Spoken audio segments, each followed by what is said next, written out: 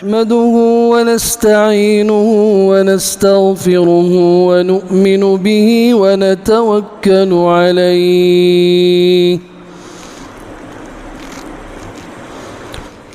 ونعوذ بالله من شرور أنفسنا ومن سيئات أعمالنا من يهده الله فلا مضل له ومن يضلله فلا هادي له ونشهد أن لا إله إلا الله وحده لا شريك له ونشهد أن سيدنا ومولانا محمدًا عبده ورسوله صلى الله تعالى عليه وعلى آله وصحبه وبارك وسلم تسليما كثيرا أعوذ بالله من الشيطان الرجيم بسم الله الرحمن الرحيم قل إن صلاتي ونسكي ومحياي ومماتي لله رب العالمين وقال سبحانه فصل لربك وانحر وقال عز وجل لن ينال الله لحومها ولا دماؤها ولكن يناله التقوى منكم وقال عز وجل ولكل أمة جعلنا منسكا ليذكروا اسم الله على ما رزقهم من بهيمة الأنعام فإلهكم إله واحد فله أسلموا وبشر المخبتين وقال عز وجل ومن يعظم شعائر الله فإنها من تقوى القلوب وعن عبد الله بن عمر رضي الله تعالى عنهما قال أقام رسول الله صلى الله عليه وسلم بالمدينة 10 سنين يضحي أو كما قال رضي الله تعالى عنه صدق الله وبلغنا رسول الله صلى الله عليه وسلم ونحن على ذلك لمن الشاهدين والشاكرين والحمد لله رب العالمين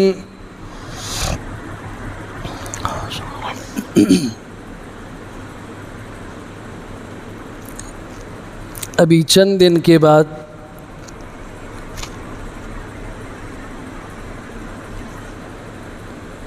हिजरी साल का आखिरी महीना ज़िलहज्जा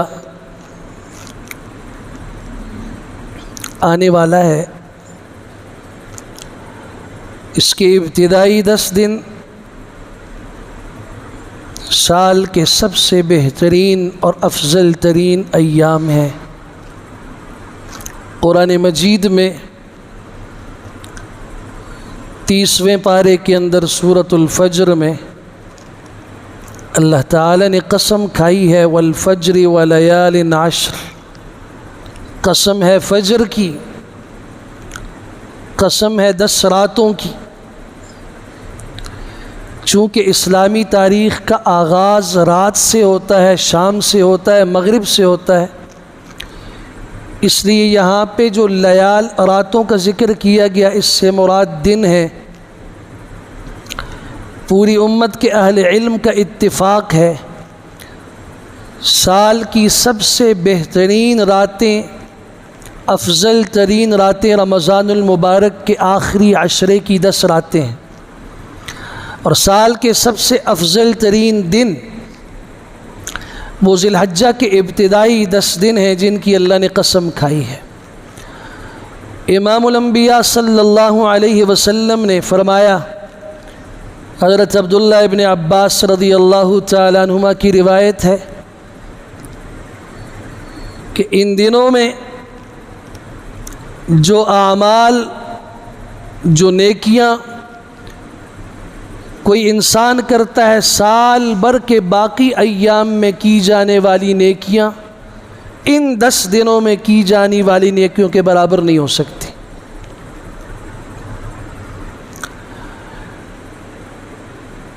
یہ جو ابتدائی 10 دن ہیں،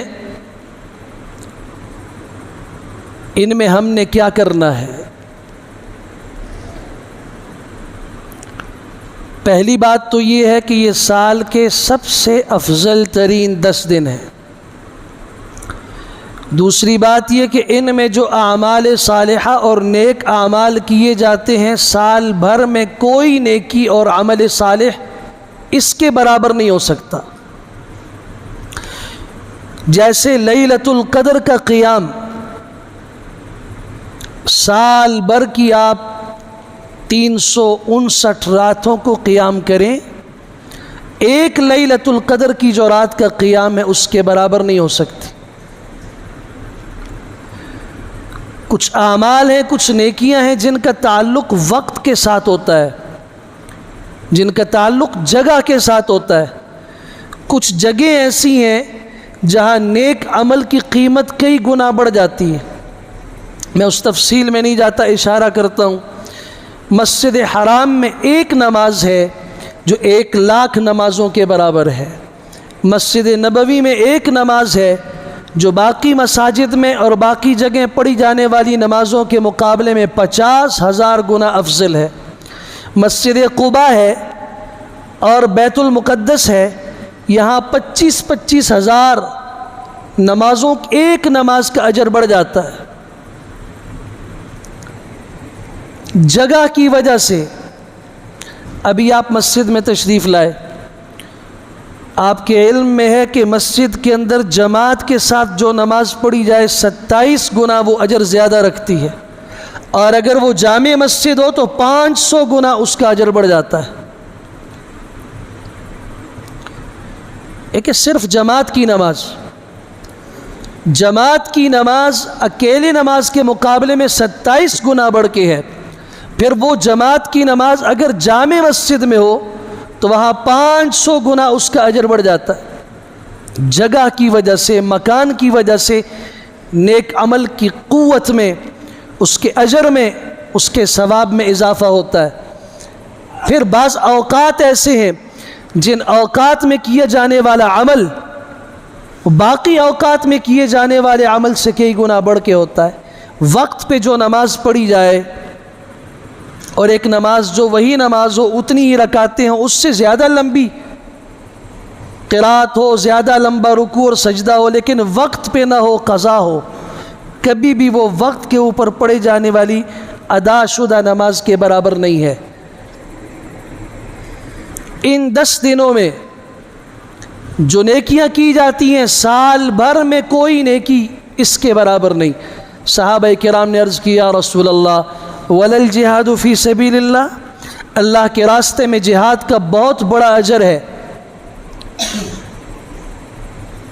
اس جہاد کے نتیجے میں شہید ہونے والا شخص، اس کے جسم سے نکلنے والا خون زمین پہ بعد میں پڑتا ہے، اس کی مغفرت کا فیصلہ پہلے ہو جاتا ہے۔ جنتیوں کو جنت میں جانے کے بعد اللہ کا دیدار نصیب ہوگا، لیکن شہید کو آخری سانس کے نکلنے اور روح کے قبض کیے جانے سے پہلے ہی روئے زمین پہ اللہ کا دیدار ہو جاتا ہے۔ اتنا بڑا اجر۔ صحابہ نے پوچھا، کیا مجاہد کا اجر بھی ان 10 دنوں میں جو نیکی کرے اس کے برابر نہیں؟ فرمایا ولل جہاد فی سبیل اللہ۔ ایک شخص جہاد کرتا ہے اور ایک شخص ان 10 دنوں میں نیکی کرتا ہے، ان 10 دنوں میں کی جانے والی نیکیوں کا اجر باقی سال بھر کے تمام ایام میں کیے جانے والے اعمال سے بڑھ کے ہے۔ کیا کرنا چاہیے؟ رسول اللہ صلی اللہ علیہ وسلم نے فرمایا، فَأَكْثِرُوا فِيهِ التَّكْبِيرَ وَالتَّهْلِيلَ وَالتَّحْمِيدَ، کثرت کے ساتھ اللہ اکبر پڑھو، لا الہ الا اللہ پڑھو، الحمدللہ پڑھو، سبحان اللہ پڑھو کثرت کے ساتھ۔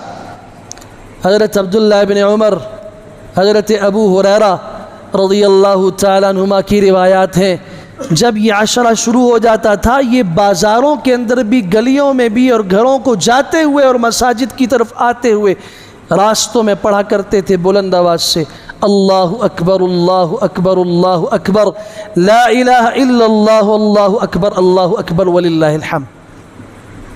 جب یہ عشرہ شروع ہو، ہر مسلمان پورے عشرے میں وہ جو تکبیرات تشریق 5 دن ہیں، 9 ذی الحج کی فجر سے لے کے 13 کی عصر تک، وہ تو واجب ہیں، ان کے علاوہ مستحب ہے کہ جب ذی الحجہ کا چاند نکلے، ذی الحجہ کا مہینہ شروع ہو، مسلمان گھروں میں بھی راستوں میں بھی کثرت کے ساتھ اللہ کا ذکر کریں اور ذرا بلند آواز کے ساتھ کریں۔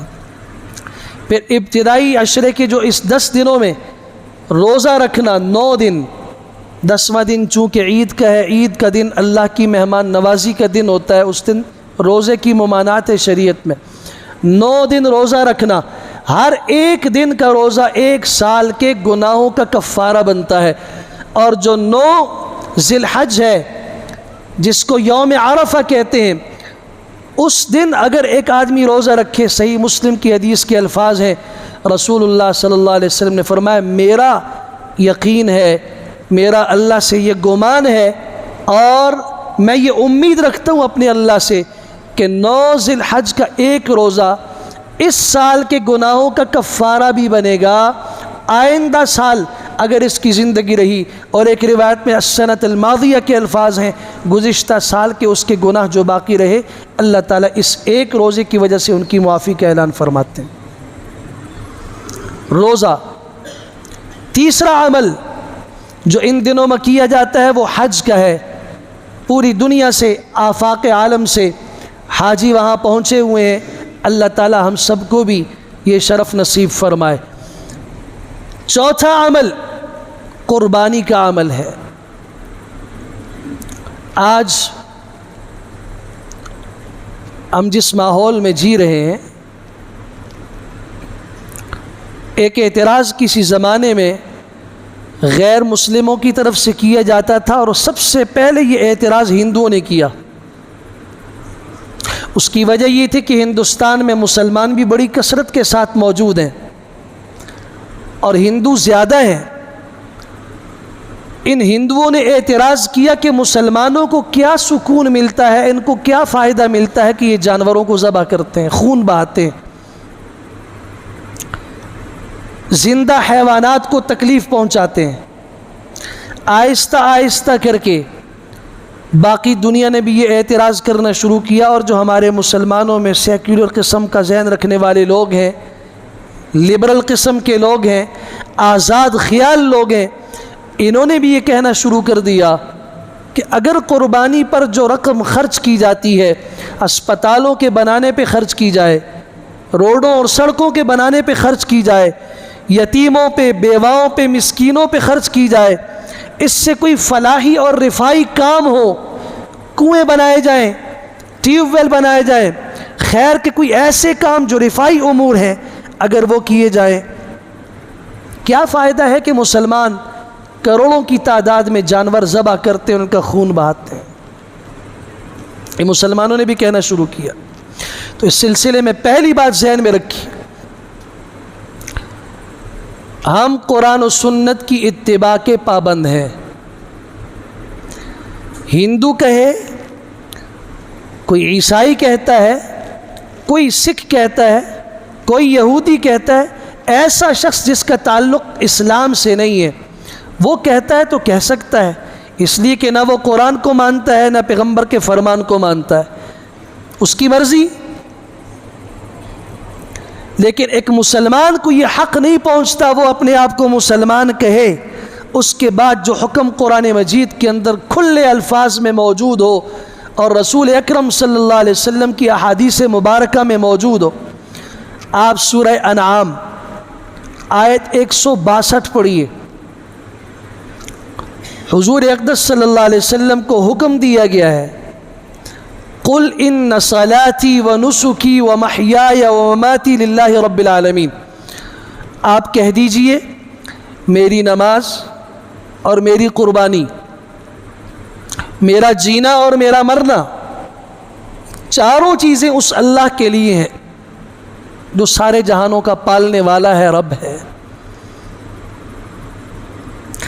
جہاں عبادت بدنی اللہ کے لیے ہے، آپ التحیات میں بیٹھ کے نماز کے آخر میں سجدہ کر کے اٹھ کے بیٹھتے ہیں، آپ پہلا لفظ ادا کرتے ہیں التحیات للہ والصلوات والطیبات۔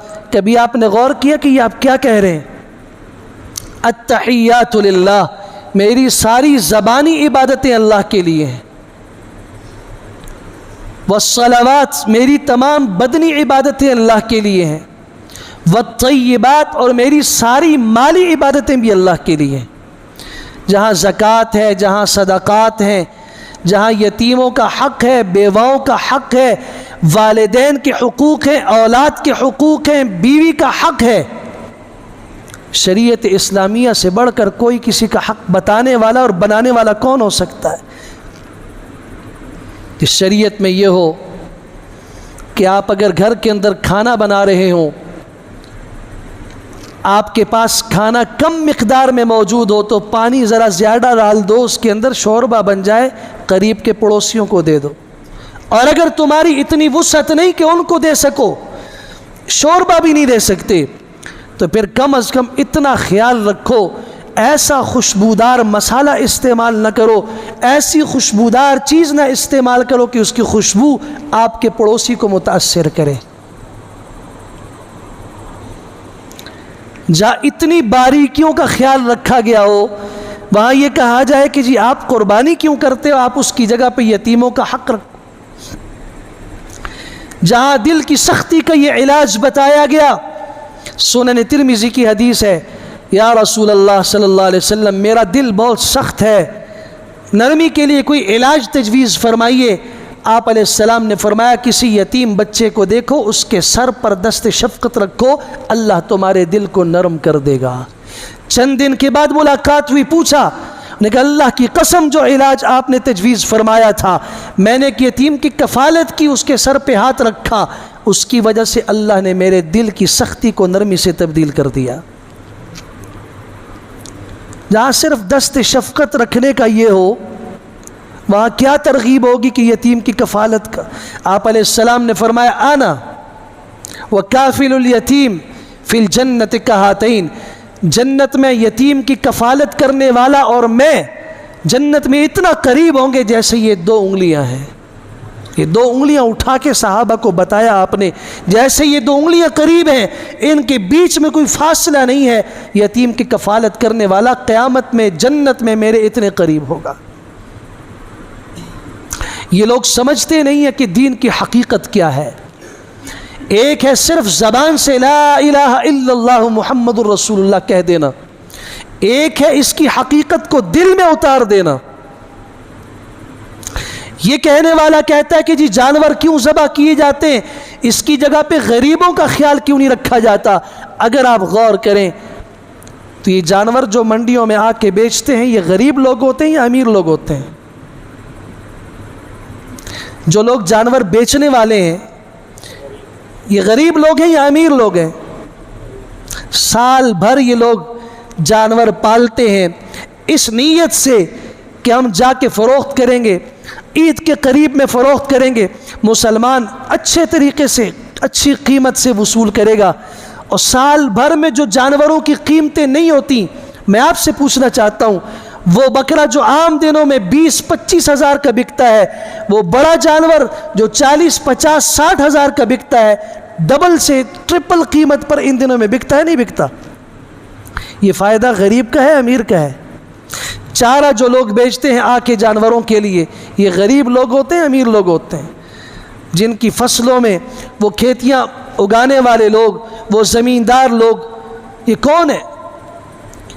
شریعت کا مزاج سمجھو، ان غریبوں سے خریدا، اور خریدنے کے بعد شریعت نے ترغیب دی کہ تم تو سال بھر کھاتے ہی رہتے ہو، یہ جانور تو تم اللہ کے نام پہ قربان کر رہے ہو، اس کا بہتر طریقہ یہ ہے کہ اسے اللہ کے نام پہ فقراء اور غرباء اور یتیموں اور ان لوگوں پہ خرچ کرو جو لوگ اس کی طاقت اور وسعت نہیں رکھتے۔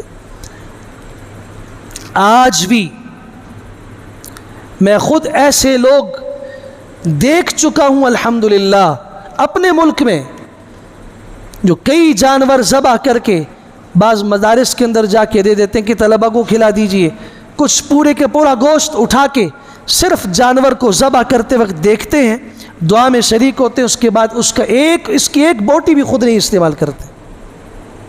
اور اگر یہ نہیں، غریب سے غریب آدمی بھی اگر ہمارے معاشرے میں قربانی کرنے والا موجود ہے، آپ سب حضرات، آپ جب قربانی کرتے ہیں تو پھر اس کے بعد جب گوشت گھر میں آتا ہے کیا کرتے ہیں؟ اس کے ساتھ 3 حصے بناتے ہیں، ہے یا نہیں؟ ایک اپنے لیے، ایک عزیز و اقارب کے لیے، اور ایک فقراء اور غریبوں کے لیے۔ کیوں؟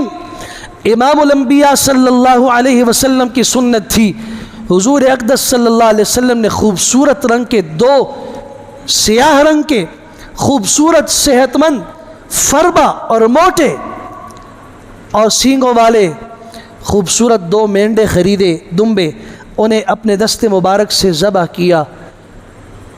پوچھا گیا 2 کیوں آپ نے ذبح کیے؟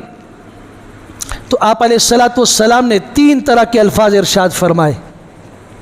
آپ نے فرمایا ھذا منی، یہ جانور میری طرف سے ہے، وھذا من آل محمد، یہ میرے گھر والوں کی طرف سے ہے، میری آل کی طرف سے ہے۔ دوسری حدیث کے الفاظ ھذا منی، یہ جانور ایک میری طرف سے ہے، وھذا من امتی، یہ میری امت کی طرف سے ہے۔ تیسری حدیث کے الفاظ ھذا منی، یہ جانور ایک میری طرف سے ہے، وھذا ممن لم یضح من امتی، یہ میری امت کے ان افراد کی طرف سے ہے جو قربانی نہیں کر سکتے۔ یا سبحان اللہ، پوری امت کو بھی شامل کیا اجر میں، اپنی آل کو بھی خاص طور پہ ذکر کیا، اور امت کا وہ طبقہ جو قربانی کی طاقت نہیں رکھتا۔ میں اس موقع پر اکثر کہا کرتا ہوں کہ قربانی کرنے والا شخص جس کی وسعت ہے وہ تو پھر بھی خطرے میں ہے کہ پتہ نہیں اس کی ریاکاری نہ ہو جائے، کوئی ایسا عمل نہ ہو اخلاص کے راستے میں رکاوٹ بن کے اس کی قربانی کو ضائع کر دے۔ لیکن جو غریب قربانی کی طاقت نہیں رکھتا، اس کی طرف سے امام الانبیاء صلی اللہ علیہ وسلم نے قربانی کی ہے، اس کی قبولیت میں کوئی شک ہو سکتا ہے؟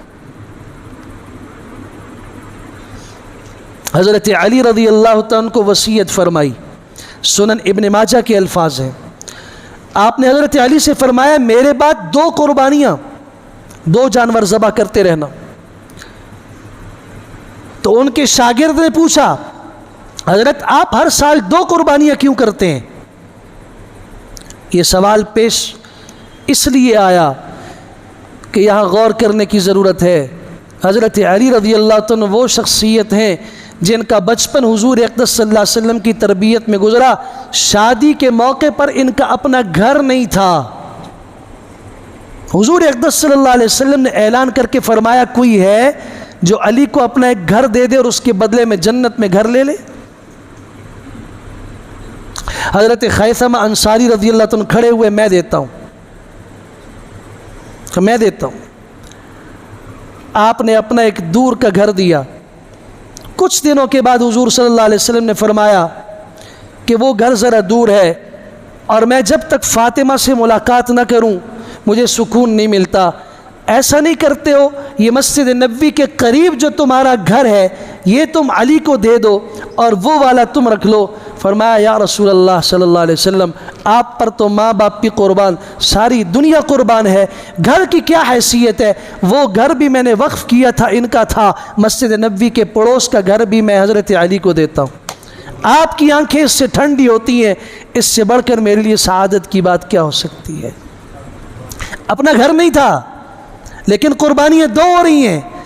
تب تو سوال پیدا ہوا حضرت 2 کیوں کر رہے ہیں؟ فرمایا مجھے میرے پیغمبر صلی اللہ علیہ وسلم نے وصیت کی تھی کہ علی 2 قربانیاں کرنا۔ یہ اعتراض اس لیے کہ معلوم نہیں کہ اس قربانی کے نتیجے میں ملے گا کیا۔ حضرت فاطمہ الزہرا رضی اللہ تعالیٰ عنہ کا جانور ذبح ہو رہا ہے اور حضور صلی اللہ علیہ وسلم فرما رہے ہیں اے فاطمہ قریب آ جا، اشہدی اضحیتک، اپنی قربانی کے پاس کھڑی ہو جا۔ کیوں؟ اس لیے کہ قیامت کے دن اس کے جسم پہ جتنے بال ہیں، اس کے پاؤں میں جو کھر ہیں اور اس کی جو سینگ ہیں، یہ سارے کے سارے میزان عمل کے اندر اللہ کے ترازو میں 70 گنا بڑھا کے تولے جائیں گے۔ المعجم الکبیر امام طبرانی رحمۃ اللہ تعالی علیہ کی حدیث کی کتاب ہے، الترغیب والترہیب امام منذری رحمۃ اللہ تعالی علیہ کی کتاب ہے، دونوں نے اس حدیث کو نقل کیا ہے۔ ام المومنین سیدہ عائشہ رضی اللہ تعالی عنہ فرماتی ہیں رسول اکرم صلی اللہ علیہ وسلم نے فرمایا انسان آدم علیہ السلام کی اولاد کو کوئی فرد 10 ذی الحج کو ایام قربانی میں قربانی سے بڑھ کر زمین پر کوئی افضل عمل کر ہی نہیں سکتا، کچھ بھی کرے وہ۔ جو قربانی کا اجر ہے من احراق الدم، خون بہانا، اب رہے کہ جی رفائی کاموں میں کیوں نہیں صرف کیا جاتا؟ مصیبت صرف یہ ہے کہ آپ اعتراض کرنے سے پہلے آپ ان مسلمان اور ہم جیسے کمزور لوگوں کے اعمال کو دیکھتے ہو، اس لیے اعتراض کرتے ہو۔ اللہ کی قسم اگر اسلام کا مزاج انفاق سمجھ میں آ جائے کہ اسلام میں انفاق فی سبیل اللہ کے راستے میں خرچ کرنے کا طریقہ کیا ہے، اس کا اجر کیا ہے، اس کی شکلیں کیا ہیں، یہ اگر صحیح معنوں میں سمجھ میں آ جائے تو تمام کے تمام اعتراض کی دیواریں خود بخود منہدم ہو جائیں۔ اسلام نے مزاج یہ دیا ہے اگر عرش کا سایہ چاہتے ہو نا، اس ہاتھ سے خرچ کرو، اس ہاتھ کو پتہ نہ ہونے دو۔ آج آپ کہتے ہیں کہ دنیا میں سب سے زیادہ ڈونیشن والا شخص، سب سے زیادہ خرچ کرنے والا بل گیٹس ہے اور فلاں ہے اور فلاں ہے۔ کیوں؟ اس لیے کہ یہ لوگ جو کرتے ہیں اس کی تختیاں لگاتے ہیں، وہ دکھاتے ہیں۔ اسلام نے جو مزاج بتایا ہے مسلمان اس ہاتھ سے خرچ کرتا ہے، وہ اپنی بیوی کو، شریک حیات کو نہیں بتاتا کہ میں کہاں خرچ کر رہا ہوں۔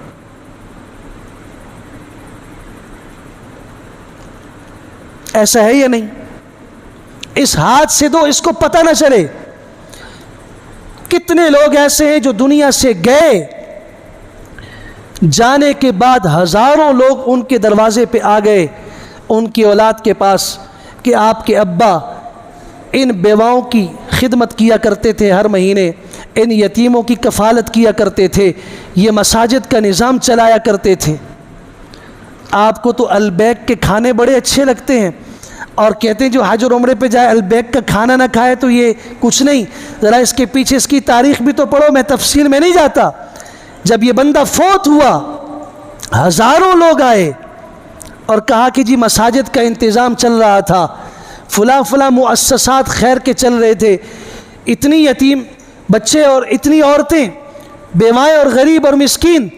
تو بیٹوں نے کہا آپ پریشان نہ ہو، ہمارا باپ 1 ریال ایک کھانے اور ایک پارسل کے اندر خرچ کیا کرتا تھا، ہم 2 بھائی، ہم 2 ریال دیا کریں گے۔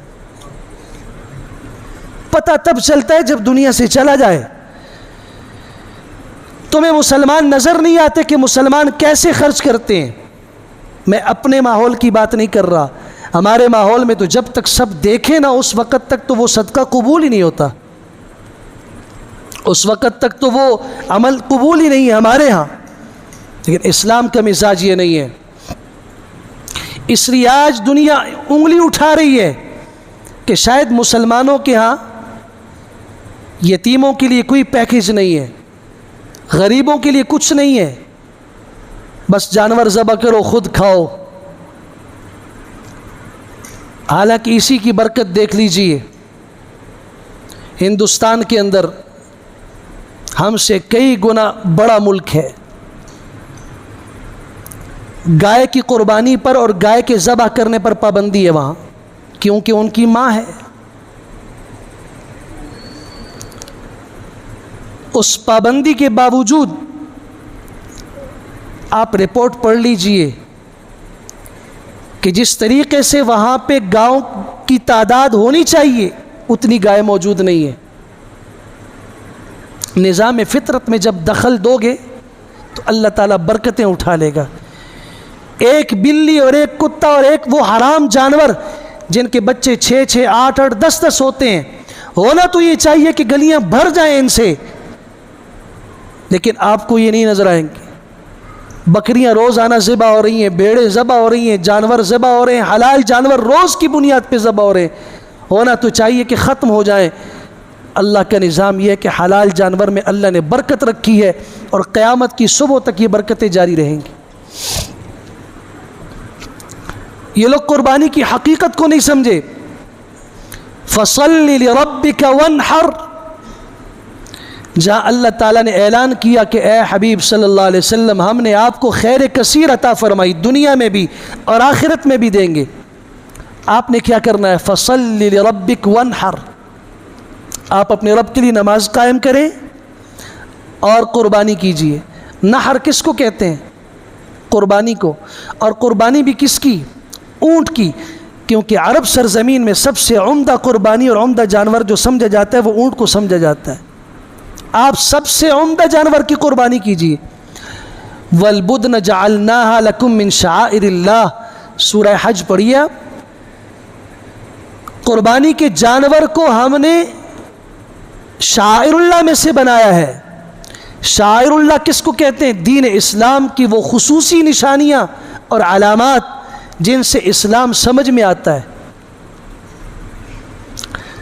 اور اس کی تعظیم کیا ہے؟ وَمَن يُعَظِّمْ شَعَائِرَ اللَّهِ فَإِنَّهَا مِن تَقْوَى الْقُلُوبِ، جس نے شاعر اللہ کی تعظیم کی اس کے دل میں اللہ تعالیٰ تقوی پیدا فرمائیں گے۔ جو یہ بات کہتا ہے اس کے دل میں تقوی ہی نہیں ہے۔ کیوں؟ لَن يَنَالَ اللَّهَ لُحُومُهَا وَلَا دِمَاؤُهَا وَلَكِن يَنَالُهُ التَّقْوَى مِنكُمْ، یہ اعلان بھی کر دیا کہ جو تم جانور ذبح کرتے ہو، اس کی گردن پہ چھری چلاتے ہو، نہ اس کا گوشت اللہ کو چاہیے نہ اس کا خون اللہ تک پہنچتا ہے، ہاں اللہ تعالیٰ تمہارے دلوں میں پوشیدہ تقوی کو دیکھنا چاہتا ہے۔ کیا اللہ کو پتہ نہیں کہ اس کے دل میں تقوی ہے؟ پھر دیکھنے کا مطلب کیا؟ اس تقوی کے اثرات اس کی شخصیت پر، اس کے افراد پر، اس کے اطراف میں اللہ تعالیٰ ظاہر کرے گا ان چیزوں کی بنیاد پر کہ اگر وہ شاعر اللہ کی تعظیم کر رہا ہے، بیت اللہ کی تعظیم کرے، رسول اللہ کی تعظیم کرے، صحابہ کرام کی تعظیم کرے، کلام اللہ قرآن کی تعظیم کرے، علماء کی تعظیم کرے، مساجد جو بیت اللہ کی شاخیں ہیں ان کی تعظیم کرے، یہ سب شاعر اللہ ہیں، دین کی نشانیاں ہیں۔ دین کی حقیقت اصل میں ہے یہ تسلیم اور رضا۔ حضرت ابراہیم علیہ السلام نے فرمایا تھا اسلمت لرب العالمین، میں رب العالمین کے تابع ہو گیا، جیسا اللہ کی مرضی ہوگی میں اسی پہ چلوں گا۔ حضرت ابراہیم علیہ السلام نے جب اسماعیل علیہ السلام کو ذبح کے لیے لٹایا ہے تو قرآن مجید نے جو انداز اختیار کیا بیان کا، یہ نہیں کہا کہ ابراہیم علیہ السلام نے اسماعیل کو زمین پہ لٹا دیا اور ذبح کر دیا۔ فلما اسلما، جب وہ باپ اور بیٹا دونوں سر خم تسلیم کر بیٹھے، اپنے رب کی رضا پہ سب کچھ، اپنی رضا کو اپنے رب کی رضا پہ قربان کر بیٹھے، اس کے بعد پھر تلہ للجبین، پیشانی کے بل ان کو لٹایا۔ یہ کام بعد میں کیا ہے، پہلے دونوں راضی ہوئے اللہ کی رضا پہ۔ یہ ہے حقیقت قربانی کی، یہ حقیقت پورے دین کی۔ آؤ سیدنا عمر بن خطاب رضی اللہ تعالیٰ عنہ، جن کے متعلق یہ روایت مستدرک حاکم میں صحیح سند کے ساتھ موجود ہے، مسند احمد بن حنبل میں بھی موجود ہے، حدیث 1790 مسند احمد بن حنبل میں، جمعہ کا دن ہے، امیر المومنین غسل کر کے صاف ستھرے کپڑے پہن کے مسجد نبوی میں تشریف لا رہے ہیں جمعہ پڑھانے کے لیے۔ صحن سے گزر ہوا، پاؤں رکھا، مسجد نبوی کے صحن میں قریب میں گھر ہے حضرت عباس رضی اللہ تعالیٰ عنہ کا، جو حضور صلی اللہ علیہ وسلم کے چچا ہیں۔ ان کے گھر کا پرنالہ مسجد نبوی کے صحن کی طرف ہے۔ گھر والوں نے اوپر 2 چوزے ذبح کیے اور ان کے خون کو صاف کرنے کے لیے اس پہ پانی بہایا۔ خیال نہیں کیا کہ جمعے کا وقت ہے اور امیر المومنین نیچے سے گزر رہے ہیں۔ کبھی کبھار ایسا ہو جاتا ہے، ہم بھی کبھی گلی میں کسی کے پرنالے کے نیچے سے گزرتے ہیں، کبھی کبھار چھینٹے پڑ جاتے ہیں۔ امیر المومنین گزر رہے ہیں، خون والا وہ پانی پرنالے سے حضرت کے اوپر گرا۔ حضرت نے دیکھا کپڑوں کے اوپر خون کے اثرات، معلوم کیا کس کے ہیں۔ کیا کیا یہ کہ یہ تو چوزے ذبح کیے تھے، ان کے خون کو دھویا۔ امیر المومنین واپس گھر گئے، دوبارہ سے کپڑے پہنے، تشریف لائے اور جانے سے پہلے حکم دیا کہ اس پرنالے کو اکھاڑ دو۔ یہاں سے پرنالے کو اکھاڑ دیا گیا۔ حضرت نے خطبے دیے، نماز جمعہ سے فارغ ہوئے، اترنے والے تھے، حضرت عباس کھڑے ہو گئے، فرمایا امیر المومنین یہ پرنالہ آپ نے ہٹایا ہے؟ فرمایا ہاں۔ کس کی اجازت سے؟ تو میرا گھر تھا، میرا پرنالہ ہے، کس کی اجازت سے آپ نے ہٹایا؟ آپ ساتھ ساتھ غور کیجئے کہ دین کہتے کس کو ہیں، اور دین کا نظام عدل بھی سمجھیے۔ اور پھر اگر ایک جگہ پہ غلطی ہو گئی اس کی تلافی کیسے ہوگی؟ امیر المومنین آپ نے کیسے ہٹایا اس کو؟ فرمایا دیکھتے نہیں ہو کہ وہاں سے نمازیوں کو تکلیف ہوتی ہے، ان پہ چھینٹے گرتے ہیں بارش کے بھی، اور آج تو مجھ پہ خون کے چھینٹے گرے ہیں۔ فرمایا کہ یہاں آپ کو پتہ ہے کہ یہ پرنالہ کس نے نصب کروایا ہے؟ کہا کہ مجھے نہیں علم۔ حضرت عباس فرماتے ہیں کہ اس جگہ پہ جب میرا مکان تیار ہوا، اس کی چھت تیار ہوئی، تو رسول اللہ صلی اللہ علیہ وسلم نے چھڑی سے اشارہ کر کے فرمایا تھا اس جگہ پہ پرنالہ نصب کرو۔ جگہ بھی آپ نے متعین فرمائی، اور اس سے بڑھ کر اگلا جملہ دل کی تختیوں پہ لکھیے اور سمجھنے کی کوشش کیجئے۔ فرمایا اس کے بعد رسول اللہ صلی اللہ علیہ وسلم نے فرمایا جگہ چونکہ اونچی ہے، تو آپ علیہ السلام نے فرمایا چچا جان میرے کندھوں پہ سوار ہو جائیے اور میں آپ کو اٹھاتا ہوں، آپ اپنے ہاتھ سے یہاں پہ پرنالہ نصب کر دیجیے۔ میں نے عرض کی تھی کہ یا رسول اللہ نہیں، میں خود کروا دوں گا کسی اور سے۔ فرمایا کہ نہیں، آپ چڑھ جاؤ۔ آپ نے اصرار کیا۔ مسند احمد کے الفاظ ہیں، حضور صلی اللہ علیہ وسلم کے اصرار کے نتیجے میں آپ علیہ السلام کے کندھوں پہ میں نے سوار ہو کے آپ کی مقرر شدہ جگہ کے اوپر اپنے ہاتھوں سے پرنالہ نصب کیا۔ وہ اس زمانے میں رہا، بارشیں ہوتی رہیں، پانی آتا رہا۔ ابو بکر صدیق رضی اللہ عنہ کے زمانے خلافت میں بھی ایسا رہا۔ آج آپ اس کو کیسے اکھاڑ رہے ہیں؟ وہ دونوں حضرات آپ سے بہتر تھے، دونوں کے زمانے میں یہ کیفیات رہی ہیں۔ حضرت نے فرمایا اچھا کوئی گواہ ہے اس پر؟ بالکل ہے۔ یاد رکھیے عدالت ابی ابن کعب رضی اللہ عنہ کی تھی، جس میں یہ مقدمہ لے جایا گیا۔ انصار صحابہ کو بلایا، انہوں نے گواہی دی۔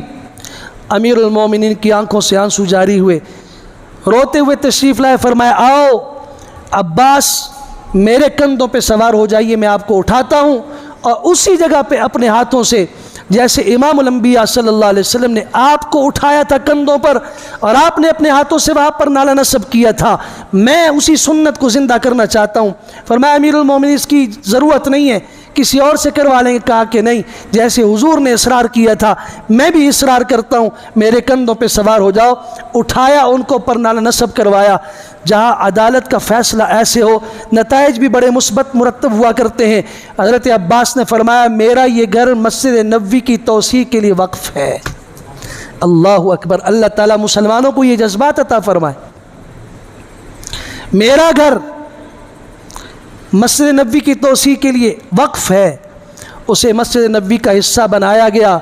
اور آج جب آپ باب السلام سے داخل ہوتے ہیں، حضور اقدس صلی اللہ علیہ وسلم کے روضہ مبارکہ کی طرف جب آپ جاتے ہیں، باب السلام کی طرف چند قدم آپ جائیں، دائیں طرف کبھی سر اٹھا کے دیکھیے، وہاں پہ آج بھی وہ نشان موجود ہے کہ یہاں حضرت عباس کے گھر کا پرنالہ ہوا کرتا تھا۔ یہ دین کی حقیقت ہے، تسلیم اور رضا، اپنے جذبات نہیں۔